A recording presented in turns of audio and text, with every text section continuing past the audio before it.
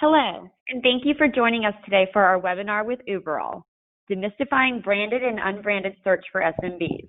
My name is Lizzie, and I am Senior Account Manager for Localogy, and I will be your host for today's event. A few housekeeping items before we begin. This webinar is being recorded and will be circulated to all attendees with the presentation within 24 hours of the broadcast. Questions will be answered during the Q&A session at the end. You can, however, ask questions at any time during the broadcast by using the question window in your control panel. I will now Senior Analyst with Localogy, Charles Laughlin, who will present our speaker for today. Thank you, Lizzie, and welcome everyone. Thanks for joining us today. Yes, I am Charles Laughlin, Senior Analyst of Localogy. Some of you may know me from my past as a Kelsey Group Analyst over the years. And I cover trends in local for the Localogy Insider blog, as well as our white papers and other content for Localogy. I'm also host of a new series called Local Agency, which is a series of interviews with leaders in the digital agency space. And so, yeah, I am one of the content producers for Localogy and one of the senior analysts, and very excited to be here to moderate today's panel, or today's webinar. And I'd like to introduce our star of the day, Bradley Fagan, who is Senior Market Insights Expert at Uberall. And Brad, he's a content strategist and market insights expert, and he wrote Uberall's foundational report on reputation management in 2019, and most recently, the branded versus unbranded search report.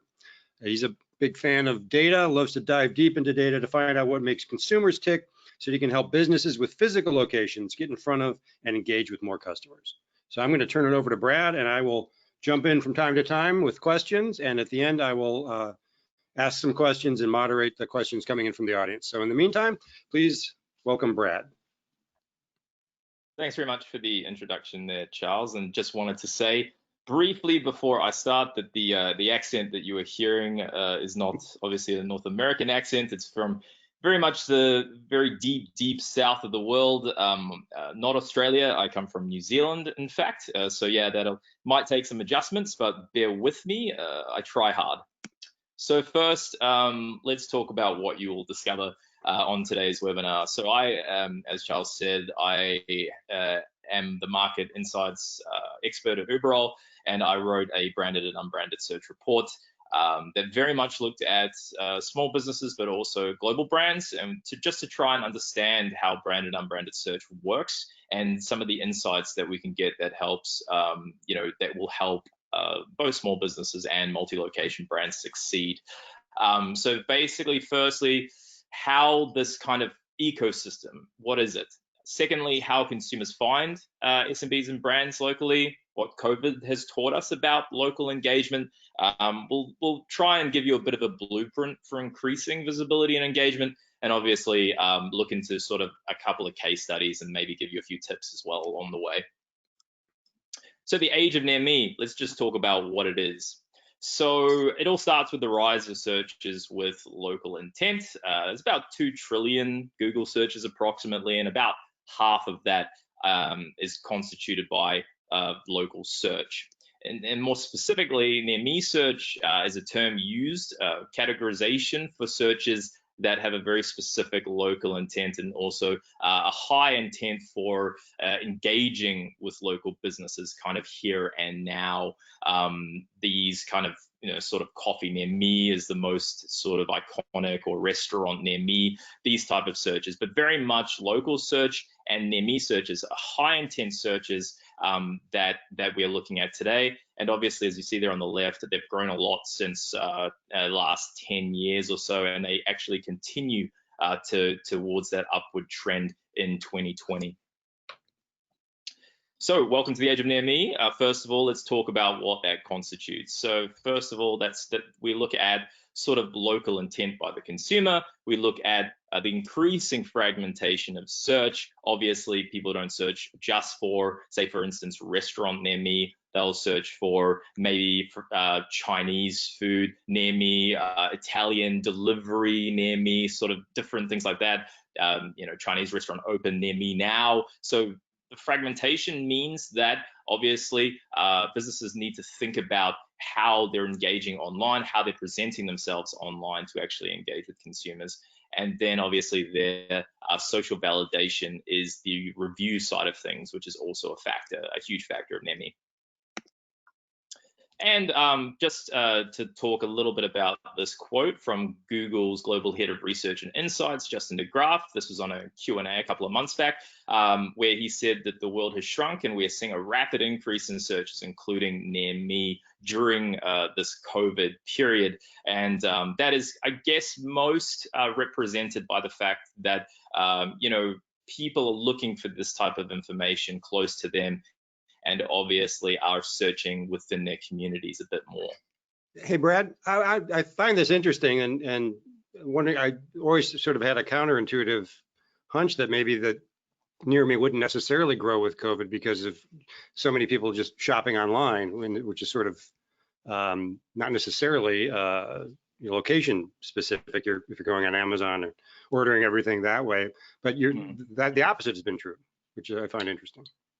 Yeah, it's really interesting. I think it's a mix between habit and also the fact that our communities have gotten smaller. So, put it down to fear, perhaps, that consumers actually want to make more local journeys, want to actually do more proximity searches, that they actually, travel very closely nearby, and they also want that information at a local level. So they want to know, they want to find out, is that store open near me? Or is it closed? And if it's not open, how do I get in contact with them? Can I make a phone call, or can I visit a website? So that local information, they out of habit know where to find that. But very much so, they're wanting to know, is that store open? And if they're not, they're looking for an alternative. And that could be the e-commerce side of things. Yeah, interesting. Brands and SMBs need to deliver an experience locally. So for instance, this is an Accenture study that says that 80% of consumers feel more connected to their community since COVID, and also 88% believe it will stay that way long after COVID has ended. So that's just what we've been talking about, is that consumers feel more happy within their community searching locally. And also the majority of search is unbranded, and growth means understanding that local nature of near me journey. We need to understand at the moment how consumers are searching so that we can adapt that for clients as well.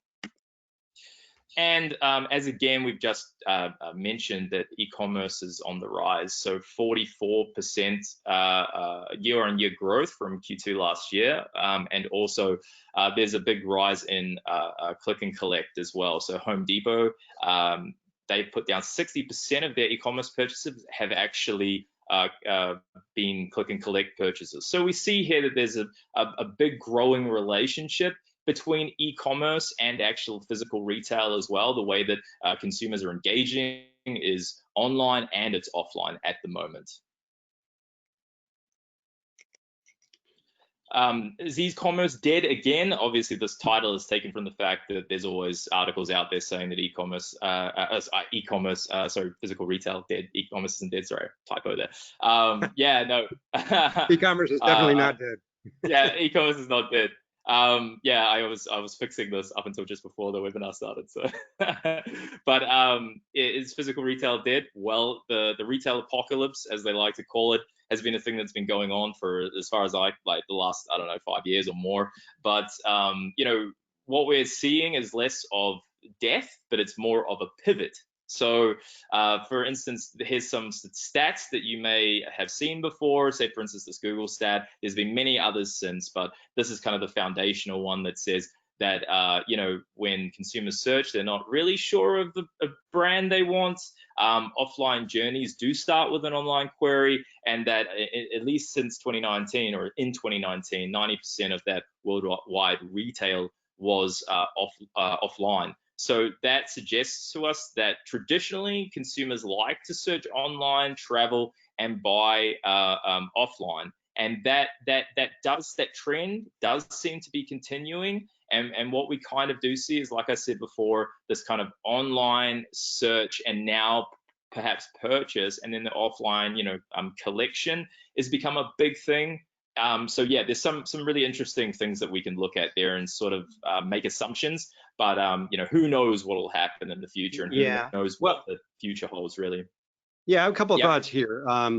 One, I mean, the data I've been looking at suggests that the big theme that comes out of COVID is this notion of acceleration, that whatever, like the retail apocalypse was a thing before COVID, but now it's hard to say how many years it's been brought forward, but it's been brought forward by some number of years by the crisis. Just, so many businesses have gone under, so much more. I think e-commerce has maybe gained several percentage points in terms of share in a very short amount of time.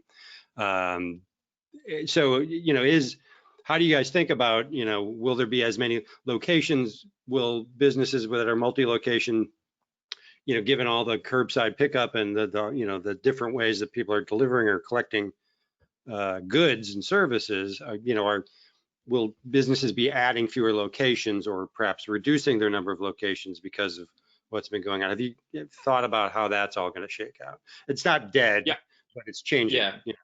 I think that traditional, say, retailers, or doesn't matter whether you've got running a boutique, small business, or a large multi-location brand, you can learn a lot, I think, actually by the e-commerce first model. I've had conversations with a lot of these kind of SaaS companies that serve e-commerce brands that are actually they're starting to pivot towards physical retail to support their brand visibility online. It's this idea of having sort of flagship stores or 1 or 2 locations in areas that they're using for instance, Instagram exposure, and they're using to create a physical experience within the store that very much supports their online efforts. And I think understanding and learning how the two can actually complement each other, and very much understanding the climate we're in and how we can use certain factors like filling out GMB profiles, like optimizing online for offline, is really important to surviving. Obviously, not every business is going to survive in this climate, just due to the hardship.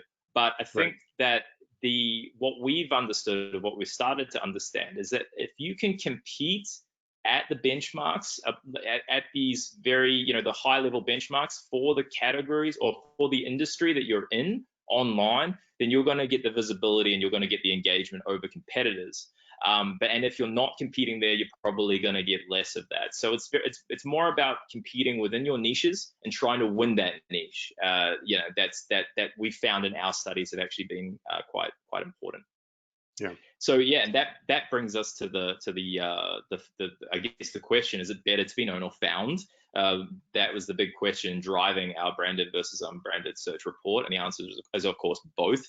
We analyzed 450,000 small business locations in 4 markets. We also analyzed 48,000 global brand locations. So there's a big segmentation of locations there in our study, and all to answer this question: how do consumers find SMBs and brands locally?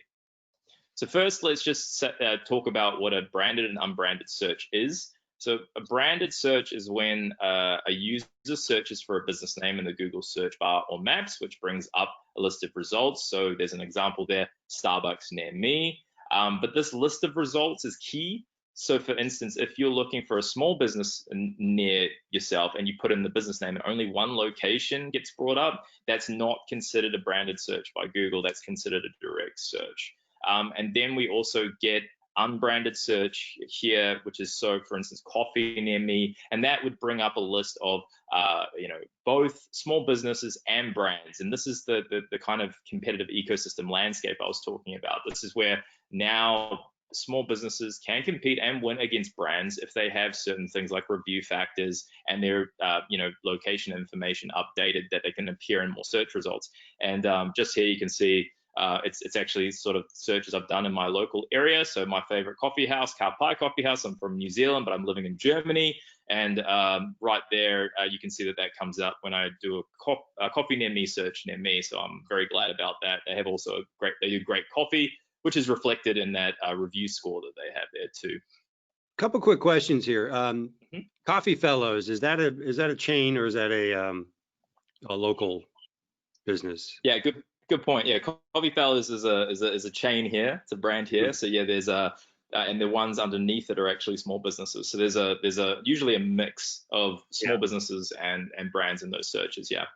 Yeah, so I guess the question I have, the sort of the ignorant question I have about branded versus unbranded is unbranded necessarily beneficial to small businesses by its definition, or is it only beneficial to small businesses if they've optimized for this? And I'm sure this is going to be answered, but that's the immediate question I have, because my sense is that if the latter isn't the case, then brands will win regardless, just because if they have so many locations and they're optimized for these, presumably. I mean, so is unbranded naturally beneficial to local individual locations, or do they have to work for that, I guess is the question.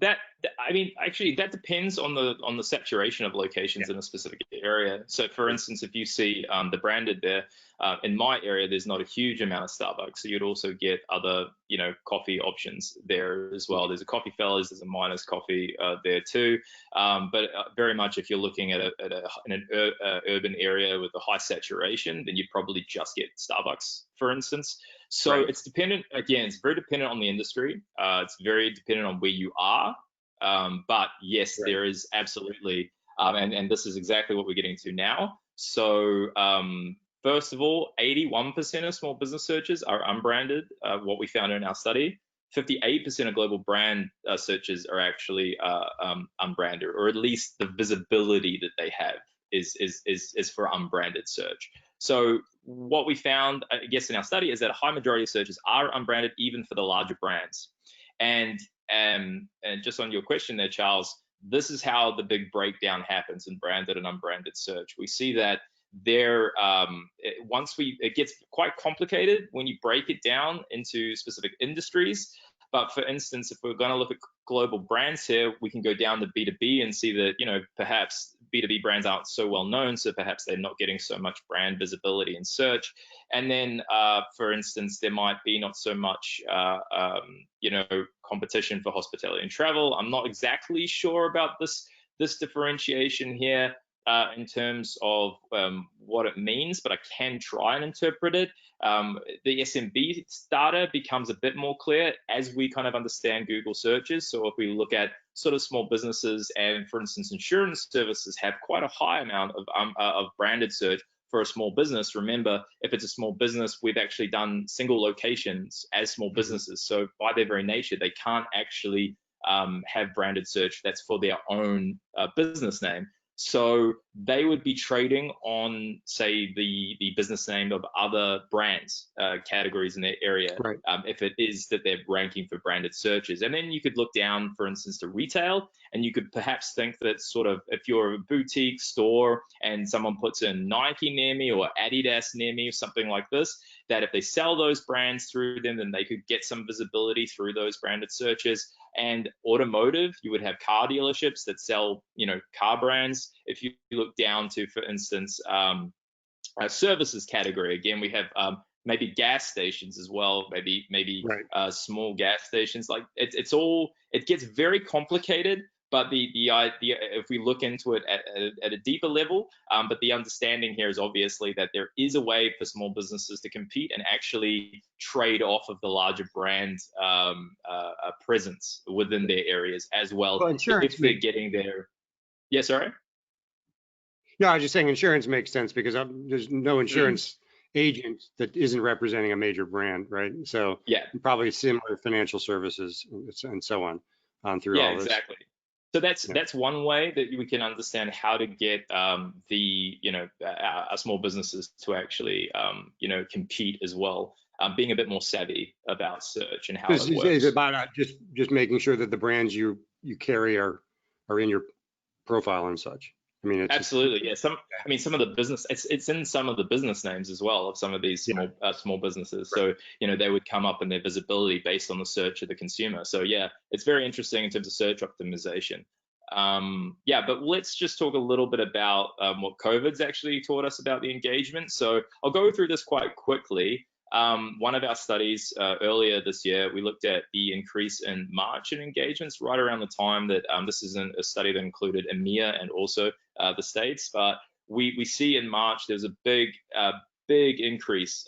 This was when there was a high amount of store closures, big increase in engagements at the local level. And as we've basically said before, in times of crisis, people rely on accurate information at that store level.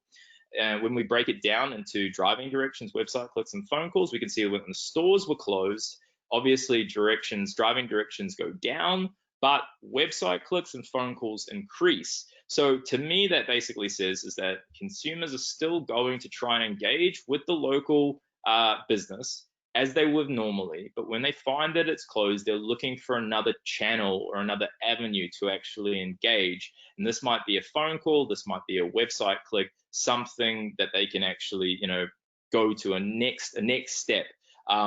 This might be a good thing or bad thing, depending on, say, if you're in the hospitality and travel industry and people are trying to call you because they want to get their money back, or obviously if they're looking at trying to, come see if your restaurant's open, something like that. So they're giving you a call to find out. So many different reasons why that might be happening. But as we see down here at this example, there's also, for instance, Lieferando's one here, but you would have like the equivalent would be an Uber Eats or something that has an ad. Right. Then they click on that, then they go and they get an option. So there's different options that actually Google would put into, say, the local pack or GMB, which actually would give the consumer an option to actually order online.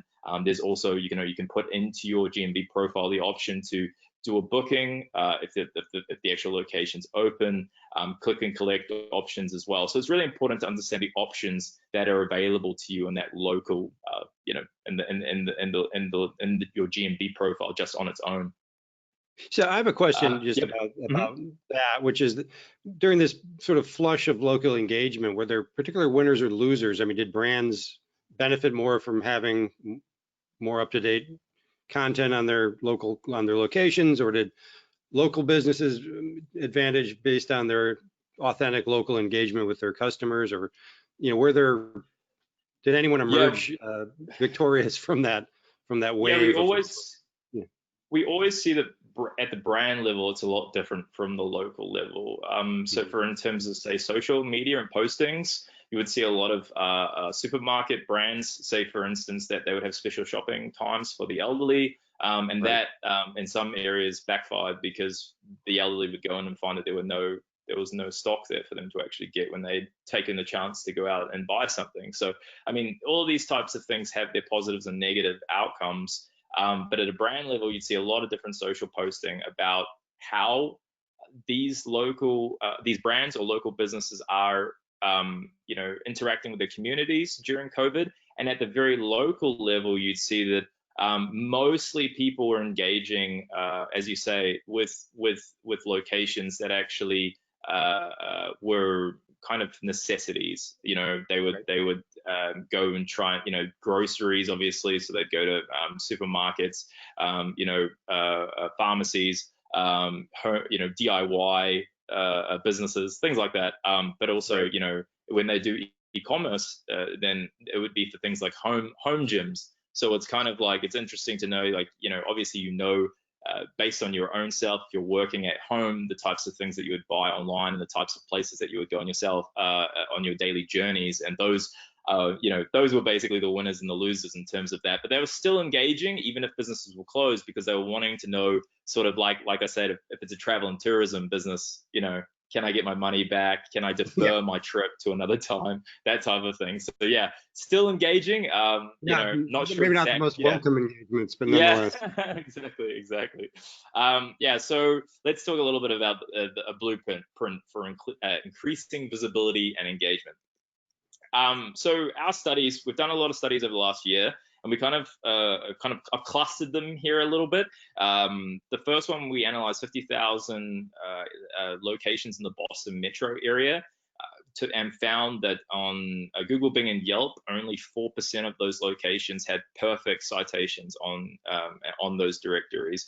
So perfect citations are obviously that everything is filled out accurately on all of these platforms. And some would say, so who cares? And my reply to that, based on the fact that there's been a few articles this year that have called into question the value of citations, the value of local listings, data accuracy locally. We did recently do a study of 10,000 locations just the other, like a couple of weeks ago, actually, or actually a week ago, that found a very high correlation between data accuracy and search visibility. So we measured the top 10% of locations against the bottom 10% of locations, and we found that they were 18 times more likely to be visible in search than the bottom 10%. And how we measured that is basically location accuracy. Are you completely filled out on these directories, and are you completely filled out across? We used our own directory database of, say, something like 30 directories to measure that. And then obviously search optimization is the impressions and also ranking in the local pack. And we found again, obviously, that that 10%, the highest 10%, got a lot more visibility. And then secondly, it's just a trust factor. I mean, accurate data, just take opening hours, for instance. I mean, your opening hours, a lot of businesses need opening hours to be corrected every single day, because this is changing so much during COVID that stores are opening and they're closing and they're opening again, or they're closing at earlier times, that you really have to be updating that all the time. And so we find that becomes a big trust factor, not only to consumers and customers, but also to Google as well. And then just to let you know what I mean by this accurate data, so we obviously have your traditional NAP, your name, address, and phone, opening hours. We also go a bit deeper and look into, optimizing for keywords on our profiles and other categories.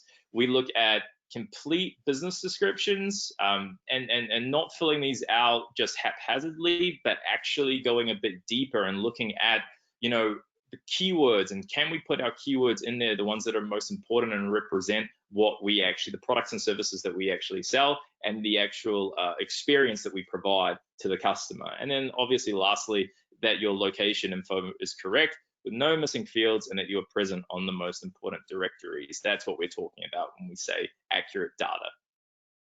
And this is just an example of that. I thought a gas station would be a really cool example, just because of the fact that when people search for gas stations, they're thinking gas, but they don't think of all the other things that a gas station provides. Usually, they don't think of the fact that it does coffee, that it does groceries, that it has a car wash, that it has all these different products and services that it actually offers.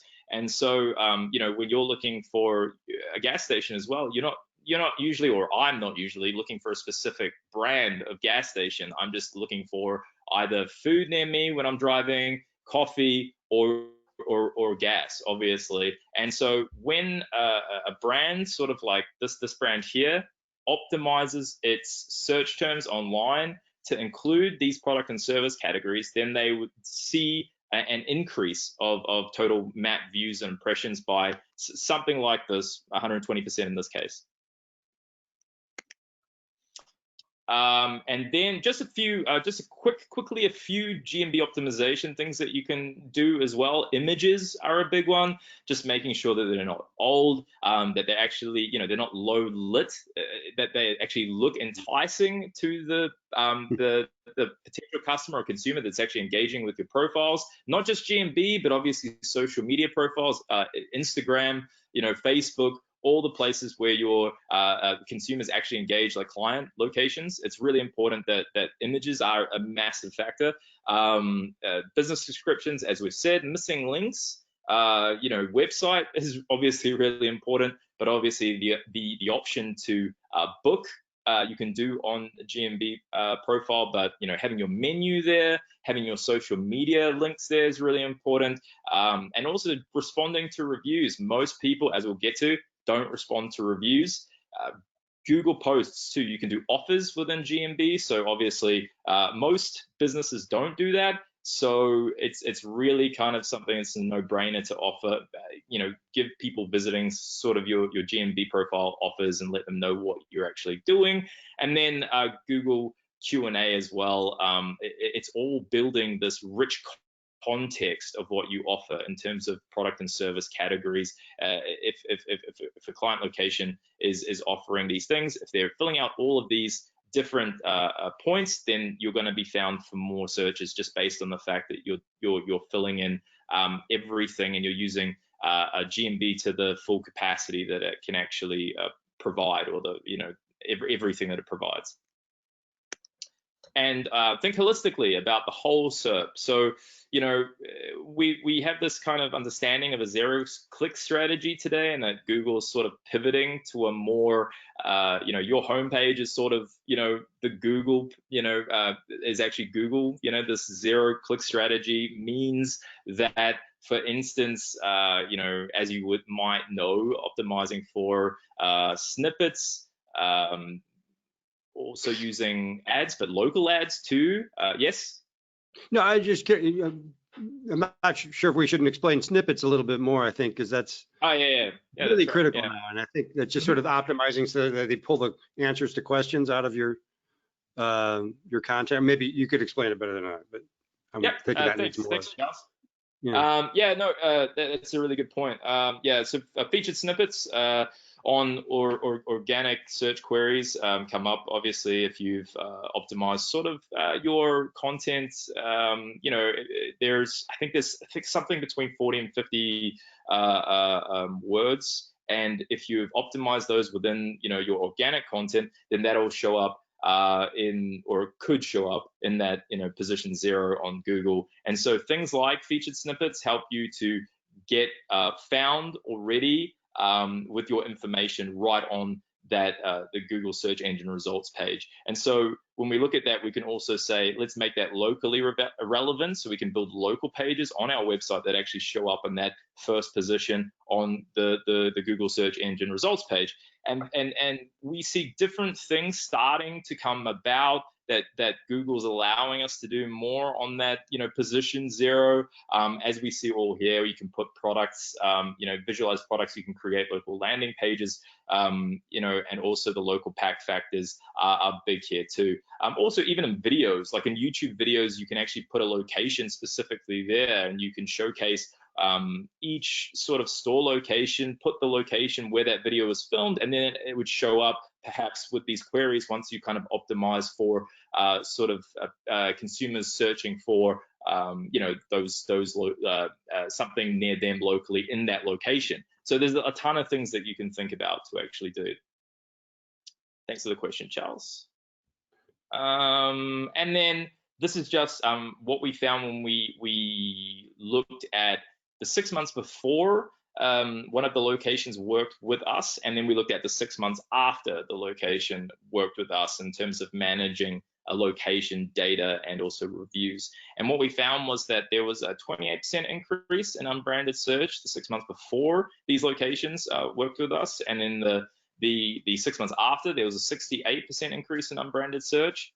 And then we found actually a big increase in branded search, which was interesting to me, that it was just 4% the 6 months before we met an 82% increase in the 6 months after. And I think that has to do with, it could be a number of factors, but the competition factor, having better reviews and increasing your data accuracy helps to compete with brands locally and perhaps steal that branded search from them as well. So the key, what is the key to turning local search to engagement? You're probably wondering, and the answer is reviews. Well, it's one of the answers anyway. So review factors are important, and again, very important. Google uses them when somebody like myself, which I did do, puts in cocktail best service in San Francisco. What ends up coming up is a bunch of locations on the left there. And we can see that under Comstock Saloon, it says excellent service, matches my search query. And then under Trick Dog, just under that, it says good service. So naturally, I picked the one that said good service over excellent service, skeptical. And then obviously in Trick Dog, it actually brings up another 3 reviews that match my query. Service is great. service was quick and friendly, and then there's another one you can't that's been superimposed there to say excellent service. So we have the understanding here that searching using quality terms like best, highest rated, top is going to bring up these reviews that align with that. Now, there's something interesting recently, like Google has launched this attributes-based ratings. I don't know if you've seen any where the idea that there's a lot of just star-only ratings that don't add much content or context, and they've added these attributes-based ratings where you can star based on a specific attribute, like, you know, cleanliness or whatever it is, and it's sort of based on that category. Have you started to see any evidence of that impacting content of reviews or context or anything? Not yet, mostly because, mostly when I do it, I just actually usually just go in and have a play around. I do these little searches and then see how the reviews react and how, because that's the best way of doing it. So actually the other thing is different markets would react differently. If you're doing a search in, I don't know, San Francisco, it might be different to what's actually appearing or happening here in Germany, for instance, in Berlin. So, it's a difficult one to really answer, but the, allowing that, having these attribute-based like review structures is another optimization factor. It really, it makes it easier for, I think, reviewers, but it also makes it easier for, structuring data a lot easier. And as we're seeing that reviews in the context of reviews are becoming used more and more, it's always being refined. And as it's being refined, I think the businesses or agencies that jump on that, quick enough or react to these kind of changes can reap the benefits. The early adopters are always going to be the ones that actually get the most out of that. And that actually leads me on to this one, which is actually really important to talk about, is that the bigger the business, the worse the reply rate to reviews. So if you have a global brand location, again, this is our study, reputation management study that we did. We analyzed a lot of global brands, and we found that only 9% of them, on average, they only reply to about 9% of reviews, whereas a small business replied to around 30% reviews. Mm-hmm. And then we found that, say, for instance, if you look at the one on the right, an enterprise location replied to 30%, then it got an 80% increase in its conversions. Whereas if you see there that a small business replying to 30% gets an increase, but it's a smaller increase. And what I would see there is, because of the level of competition in that area, perhaps, that this is maybe the reason why the increase is a little bit less. And that is, what this whole thing kind of boils down to, is that if you're competing and you're benchmarking yourself against your industry and the business size, and you're kind of up there in the higher echelon, you're going to do better. You're going to get a higher conversion rate. So my quick question on that, which is, if brands catch up to local business in terms of their, and your data suggests this, that, they could really do some damage to local businesses who have, one of the advantages they have, one of the few, I guess, is this ability to engage more rapidly and more deeply, responding to reviews and other things. If brands catch up to that, small businesses are in a bit of trouble. So even more important for them to improve their response rates and double down on being better at that than brands, because it seems like brands might be catching up a bit. Yeah, it's easier for small businesses to do so. So if they should, if they can. Because obviously, there was a study a while back, or various studies, that say that consumers prefer to shop with, they want to support their local business. Right. But obviously, if a large brand is having a higher star rating and replying to more reviews than a small business, it's a no-brainer where a consumer is going to go. So you have to understand there that, and this graph here is a perfect example of it. That 4.4 is a really pivotal moment. Why? Again, because it's an area with high competition. And when we see that the global brand starts getting a 4.4 and up, it starts improving its conversion rates like kind of off the charts there. I mean, Right. the 5.0 is kind of, it's kind of funny that a global brand improves when they get a 5-star rating, whereas an enterprise and a small business actually decrease because the consumer is more skeptical that their rating five rating is considered that must be spam or that, you know, or something like that. Exactly, exactly. So yeah, the small business, the onus is on them because it is easier for them to actually get the best reviews possible to increase that in-store experience. You have more control from online to offline than that large multi-location brand. So the onus is on you to actually make sure that the online information, that the online promise matches up to that in-store delivery, and that when they are in store, that you're also trying to get them to go back online and then fill out reviews as well. So you're being savvy enough to understand that connection between the online and the offline. And actually, if your client is a small business, trying to get them to understand that it's obviously that the data is important, reviews are important, obviously, but you have to actually make sure that the experience in the store is actually living up to that promise as well. And then let's just go through a few success stories here and obviously give you like a few more tips. So for me, based on everything that I've studied and all the data that I've collected, a better brand experience means choice. You know, if you give them the choice, online order, offline pickup, which small businesses are able to kind of do now. Google's giving small businesses the opportunity to compete now more online. You know, returning an online order to an offline store, maybe consistent experiences, correct opening hours, as I've said, changing opening hours quickly. And then, like I've said again, making sure it feels like that journey between the online and offline is in sync. And here's one thing as well from a study we conducted earlier this year too, that, you know, omnichannel retailers outperform the broader market in e-commerce growth. So like we were saying earlier, that there is numerous studies out there as well that basically say that there's this halo effect, that if if there's a physical store attached to the e-commerce, that they actually perform better because the customer is a lot more, that they have a lot more trust that if something goes wrong in the purchasing process, that they can return something to the store if they need to. So we asked the question, you know, I'm more likely to buy something online that I haven't seen in person if I can return it to a local store. That was the statement, and 71% of the survey group agreed. It was a rather small survey group, 500, but the sentiment there is obviously what we're going for, and that is that, you know, people feel safer with the ability to buy online, but also have that point of interest there and that location that they can engage with. David's Bridal, this is one that I kind of like because they went bankrupt a while back, and I haven't looked at their updated status, but they, from the last that I looked, they're still going strong.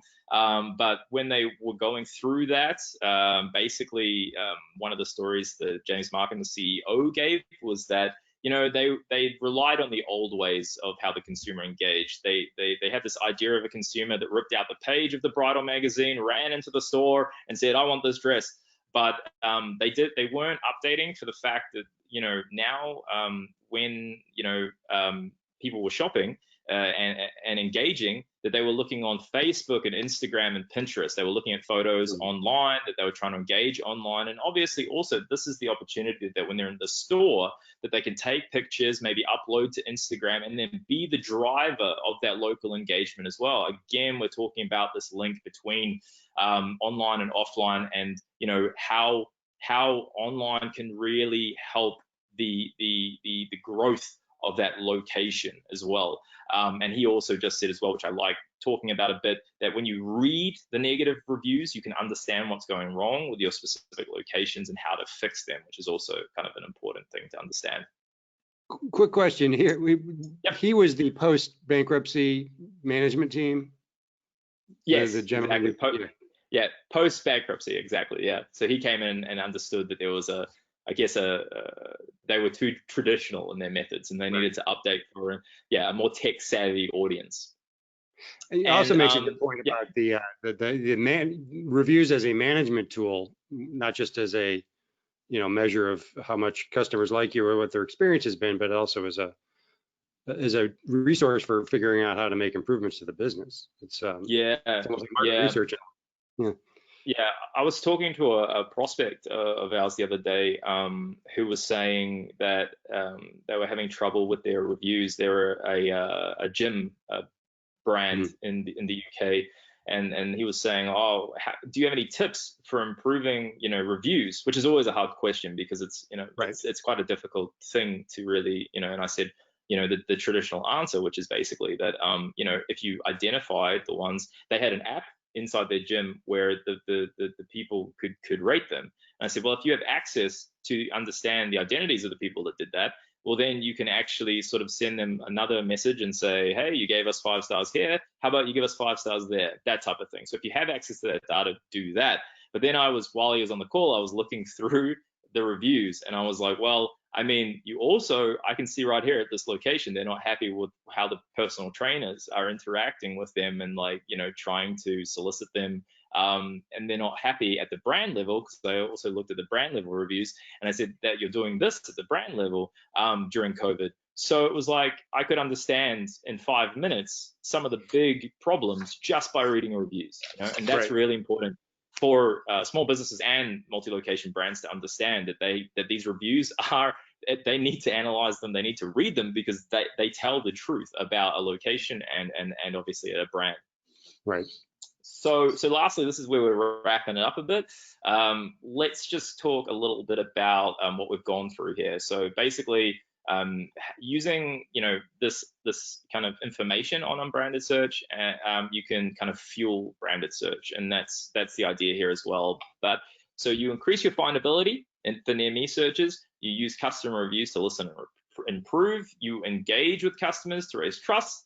The more you engage, the more engagement you're going to get back.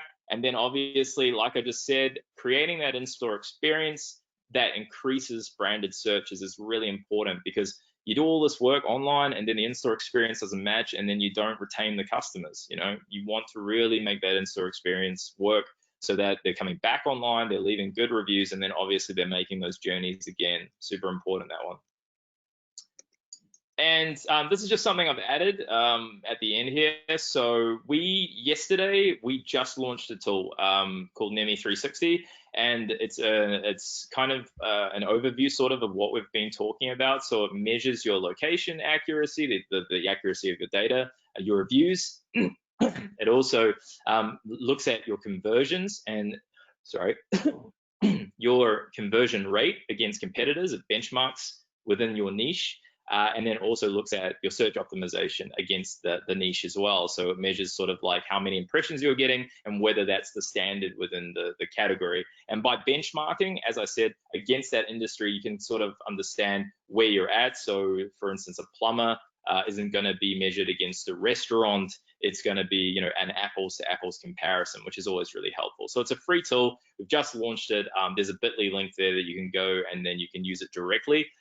Yeah, I thought that it's going to be helpful. It's a nice little helpful kind of end here that told you all this information, but then you can actually go and sort of use a tool that can help you kind of understand where the location is sitting in that space and whether it's optimized. There is a score as well, which is a combination of all those factors. But take the score as sort of like a byproduct and sort of an understanding, but don't live by the score. Basically, is what I'm saying.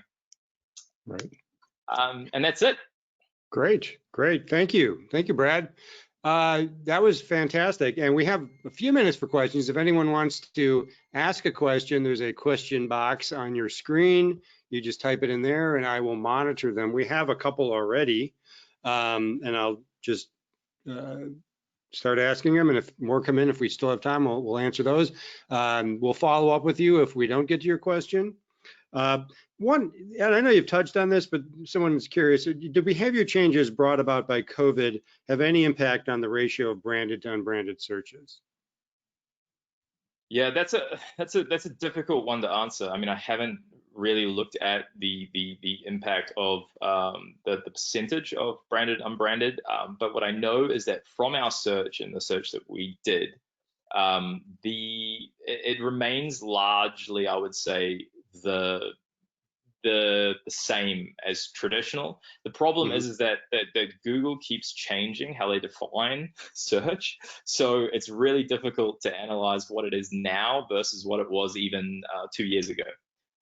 So yeah, it's difficult because branded, unbranded, and direct. And there, I forget the categorization that it was, but 2 years ago they labeled that differently. There were only 2 categories, now there's 3, I believe. So yeah, it's a difficult one. I would say that that they're still quite unbranded, but I would also add to that there's a human nature factor there where consumers would obviously rely on the brands that they know and they trust in these times, and perhaps are less likely to engage with ones they don't know. Perhaps as a human nature element. Yeah. Okay, a couple more here. We'll just get in real quick. This is maybe a bit loaded for you, but I'll ask it anyway. If all brands used a platform to manage locations, could local businesses compete? Sorry, is that in terms of the Uberall platform or?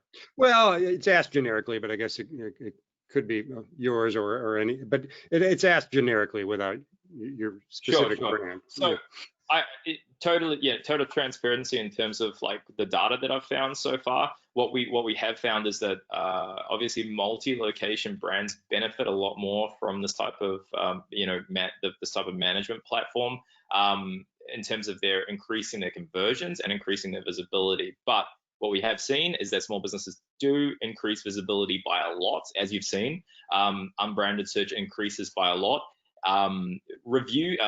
Engagement is a bit subjective. Engagement does increase, but it's difficult to really look at it and say that there's a high correlation like we do with visibility.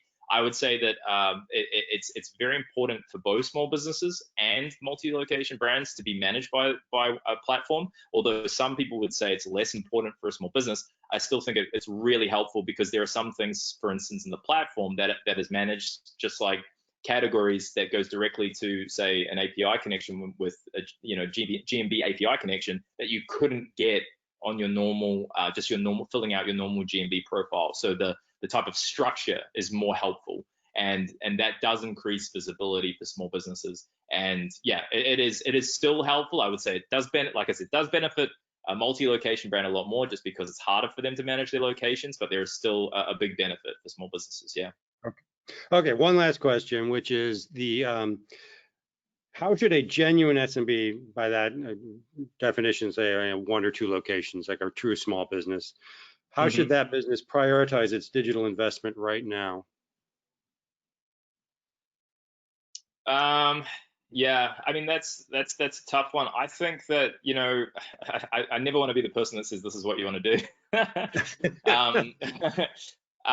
But because I obviously have a bias towards location marketing. So that's a tough one. So just channel everything I say through that lens. I think that in times like these, people stop doing things like advertising. They stop doing things like doing the same things that there's I don't know, there's a quote that says basically in bad times you should advertise, in good times you should advertise, something like that. And I think that is quite true. You should still do those types of things. There is always opportunity in times of crisis. There are always things that you can find to do. When a larger multi-location brand, they take typically years to pivot because they have to manage global versus regional versus location. And there are a lot of different operational considerations. A small business can pivot a lot quicker.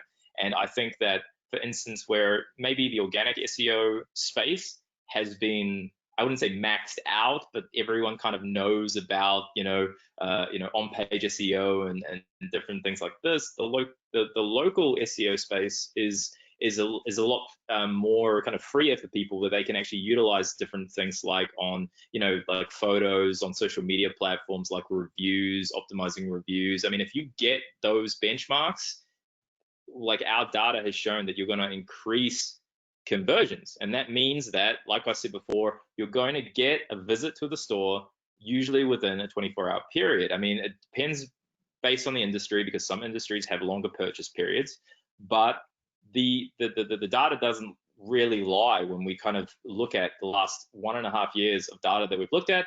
It shows us that engagements increase when you get your reviews in order, and when you get data accuracy in order, that conversions increase. So I think that local businesses, small businesses, should really do that, because they're competing against the guy next door, they're competing against the guy down the road.